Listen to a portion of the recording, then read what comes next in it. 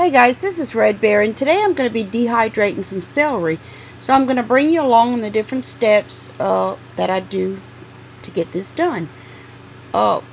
This is just fresh celery you buy at the store. I just cut it off. I washed it really well, and now I'm going to proceed to chop it. Now, when I'm cooking, you want to chop your dehydrated vegetables how you're going to use them when you're cooking. So if you don't want big slices of celery in your food, well then don't cut them in huge pieces. Simple. Cut them like you would be cutting them if you know how your family likes them. And most of the time I cut mine this, like if it's a big rib of celery, I'll cut it into half or maybe 3 times. So that's why it's more like little celery sticks. And then I'm gonna cut these about 1/4 of an inch, I guess. And I'll show you when I go to blanch them about how big I got them cut. Okay guys, this is blanching. Now blanching, the word used to scare me. Just the word. It conjured up thoughts of, oh my god, that's a lot of work. Don't ask me why, I don't know. But all blanching is bringing a pot of water to boil.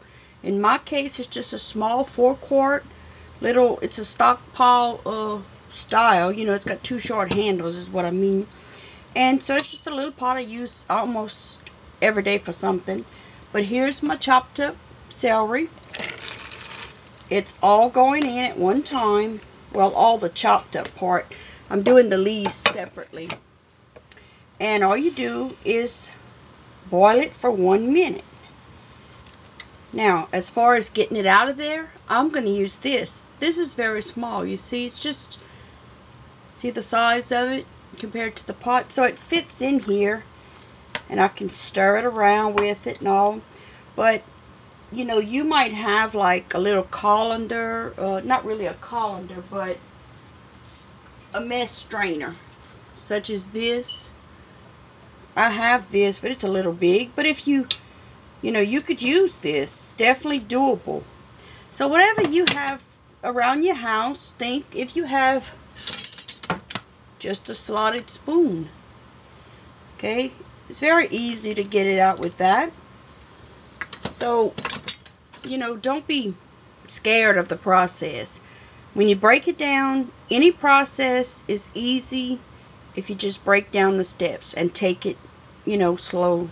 So I'm going to let this boil for 1 minute, then we're going to remove it and drain it in cold water. Okay, 1 minute later, we're ready to take it out. And what I got here is, if you've seen my video on summer drinks and to save money on it, and making ice cubes, I made some mint ice cubes. Well, this is one of the cubes of ice that I have. And I'm going to put a little bit of water in it. And that's your ice bath. How easy is that? So that's another good reason. Even if you don't have a thermos cup like I have, make those things to make you some ice baths. Really easy. Okay, we're going to drop it in the ice bath. See how easy it is to remove it? If you have one of these, it's really easy. And a great place to get all kind of kitchen utensils and equipment is a place called TJ Maxx. If you have a place called TJ Maxx around your area and you've never been, stop in one day. But make sure it's a day when you have time, because you may want to browse and browse and browse. It is not just clothes and stuff like that. There's kitchenware, which I head straight for when I get there. Kitchenware, homeware, even, like sometimes there's scrapbook things, good books sometimes, just anything. So I'm going to go ahead and remove this, put it in the ice bath to cool, drain it, and then next we'll be putting it on our trays. I wanted to show y'all real quick on the leaves of the celery. I didn't chop these up. I just broke them off and left them, got all the stalks as I could. And in they go. Same thing for these. I'm going to let them boil for just 1 minute. And you're going to see them turn to, you can already see them turn to a bright, bright green. And that's stopping the enzyme or something. I don't know, I'm not a food scientist, but something about stopping the enzyme from continuing to do something. I'll try to leave a link for y'all below. Okay guys, here it is on the tray. I took the celery leaves and I just kind of squeezed it out with my hand like you would do if you were defrosting frozen spinach. And then I just spread it out as, you know, pretty good, but don't be too worried about it. And I put the rest of the celery around. Now what I usually do is I'll let it dry for an hour or two. If I think about it, then I'll go back and kind of spread them around again so that the air, some of them are touching here, but don't be too worried about that either. It'll all come out, like they used to say, it'll all come out in the wash.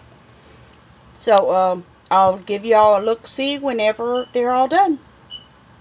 Okay guys, here's the celery.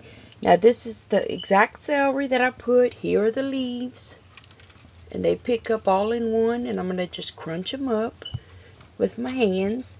And here's all the little chopped celery that you can see. And also at the same time, on another tray, I was doing parsley. And the same thing, I had bought a bunch of parsley. And I love fresh parsley. And I have some planted, but it wasn't growing yet enough. Every day I go pick a leaf or two and I just put it with my food. I just love it. And so anyway, here's the fresh parsley.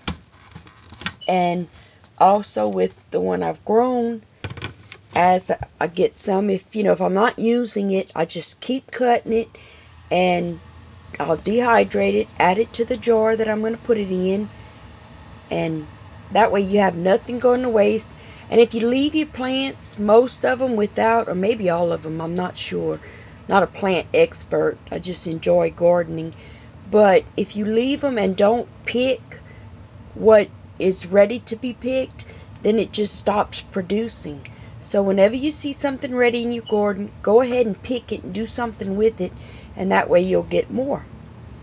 Okay, I'll show you when I put them in the jars. Okay guys, I wanted to show y'all this while I'm doing the parsley. This is a good reason why I just put the parsley on there whole. Don't chop it or anything. Just lay it on there, the leaves. And look how it lifts up very easily. And then all I do, and it's up to you whether you want the stems or not. Most of the time if they're crunchy, I'll take the stems too. And let me put the jar right here so y'all can see good. All I do is crunch them, and you see the stems. Now some, for some reason, won't crunch too much. So, and if they're big stems, like feel kind of thick, then I don't put them in. But this is all you do. What I normally do, I don't do it into the jar. I take a plate, okay, like a perfectly clean plate, and then I crunch. Okay, there it is. And then I remove the big sticks, I call it. It's, it's the little stems, but if they're crunchy, oh, the smell is incredible too. If they're not big, if they're very thin stems, then I crunch those up. Because when I'm using parsley, I chop them up. So it's the same thing. Just crunch all them little stems up, the little thin ones. And you'll be able to tell. If it feels too thick for you, like this one feels thick, then I don't do that one. Because I don't chop the real thick ones when I'm cooking. Because, my family don't want to bite down on that.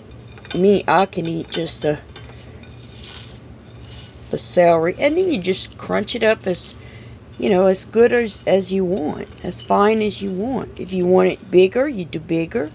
It's up to you. That's what's great about this. Now some stems, if they feel like they won't crunch good, like I said, just remove them. But if you break them up real small, they're going to be almost not noticeable when you cook. And then the smell of this compared to, bought parsley dried is incredible. Now this is what I usually do. Hold the stems. It's funny how as you're doing it on camera, you come to realize how you automatically do it. Okay? If you hold the stems and crunch, okay, then some big stems fall. Just remove them. It's not a big deal. But you can go buy parsley by the bunch. It's usually not that expensive. Growing it, of course, is the best way, is your best bet. And if you grow it, it's going to be a lot cheaper. Now, parsley, growing it is extremely slow to germinate. You will think it will not come. It needs, from my experience, and I'm not a master gardener, I wish I was, but from my experience with it, it needs pretty warm soil. And to germinate, it can take 2 to 3 weeks. I usually just get a big pot, drop some seeds in, make sure it's moist at all times, and just kind of forget about it. And then before you know it, your parsley's up. And it takes, parsley, when growing it in the pot, like when you water it or it rains, it will flatten out. I find it's a very flimsy plant. And then as soon as it, is finished being pounded on, it'll bounce back. But I grow it. I've always grown it. My dad's always grown it. Generally, I don't buy parsley at the store. Okay, and usually I'll get my canning funnel. I don't have it with me right now. Let me go grab it. It'll only take me a second.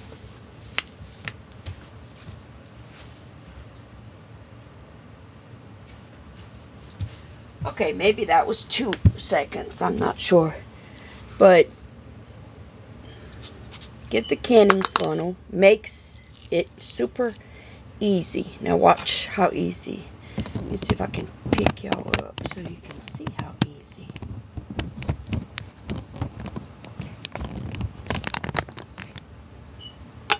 Okay, and then you have a much broader base to pour from. And it's done. Now I have a little bit more left to do, and you're thinking, why use that huge jar?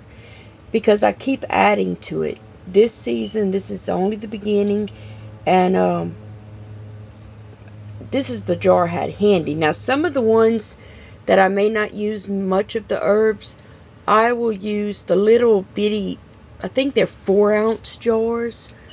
Let me grab one of those and show you.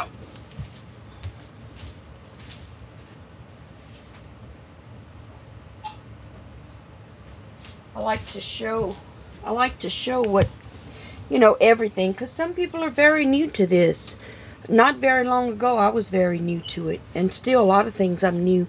So I like to see, I'm a visual learner, and that's what's great about YouTube. You can actually show people.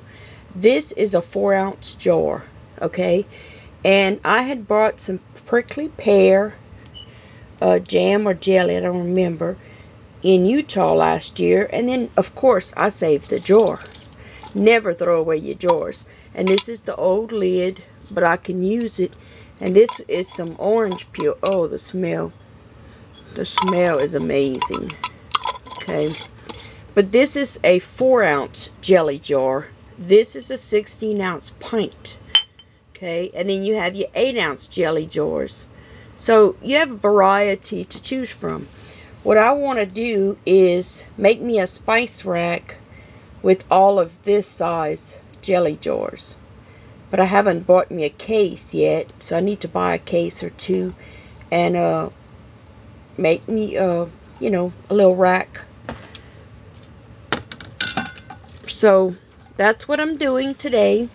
Dehydrating parsley, dehydrating celery. So if you have any kind of vegetables in your refrigerator, your ice box, you know, that you're not going to use up in the next day or two. Don't let them go bad. Go ahead and throw them on the dehydrator. Now the parsley, I did not blanch them. Couldn't think of the word. The word used to scare me so bad I couldn't think of it. But anyway, blanch it. The celery, I did blanch. It's recommended you blanch the celery. I didn't even look up the parsley. I just always throw it on there. So, same with the green onions. I just throw them on there and, you know, they're good to go. Now, the green onions, kind of over a long period of time, they change colors. And I don't know if blanching would help that. I don't know. But I have the, it's called the Dehydration Bible. And I really like the book. I don't have the book here with me in the kitchen, or I would show y'all. And maybe I'll put a still shot of it so y'all can see what I'm talking about. It's a great book. And I got it off of Amazon. Okay, guys, this is long enough. I can rattle and rattle and rattle. And so this is Red Bear, and I hope y'all are having a great day. Talk to you soon. Bye. Okay, guys, I know the lighting is bad right now. It's cloudy again. Surprise, surprise.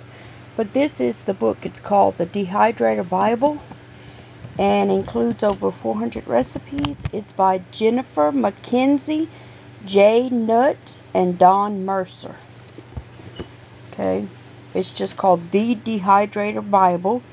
And it's by Robert Rose out of Canada is the publisher. But it's a very, very good book. You know, I've enjoyed it. And like for celery, I don't remember what page it was on. Let me see. You just go in the back, just like you would, you know, any reference book. Go in the back, you find celery. It says celery, it probably won't show up, but it says celery dried right there, page 35. So I went to page 35, and there it was, celery, and it told me to, you know, trim the edge, cut it 1/4 inch thick, and then the pre-treatment blanching is optional. It says it's optional, but I decided to go ahead and do it, you know, since I didn't feel it was that much more of trouble. And I haven't read up to see why, but I think maybe something about the color and the toughness of it. But here you can literally dehydrate anything: broccoli, lima beans, strawberry, raspberry, asparagus, green beans, beets, carrots, parsnips. I mean, if you grow it, cucumbers. Now, I've never dehydrated cucumbers, and I don't know when you know, rehydrate them, if you could just eat them. I don't know anything about that. But what I'm dehydrating for is mainly cooking purposes. So, you know, I haven't done anything just to eat. And then there's recipes to use with your dried ingredients. So, few pages of nice pictures. So if you're new at dehydrating, it's a good thing to look up and get. Okay, guys, this is Red Berry once again at Homestead Hopes. If this video has helped you, or you just like it, it's a, you know, good video, whatever. And I know the video techniques of it are not that great, but I'm talking about the content. Go ahead and give me a like. You know, I appreciate all the likes I get. And if you're new to my channel, and if you like my videos or my information I put out, go ahead and click the subscribe button. Subscribing to any channel is always free. It doesn't cost anything. All you do is hit the subscribe button, and then you'll hit the little, I call it the little gear wheel on the side of the subscribe button once you've subscribed. And you can click to be sent an email every time I upload a new video. That way you don't miss out. And I enjoy my friends' videos and do not like to miss out on them. So that's what I do for the ones that I definitely do not want to miss out. And we all have our favorites. So I appreciate you watching and talk to you guys soon. Bye.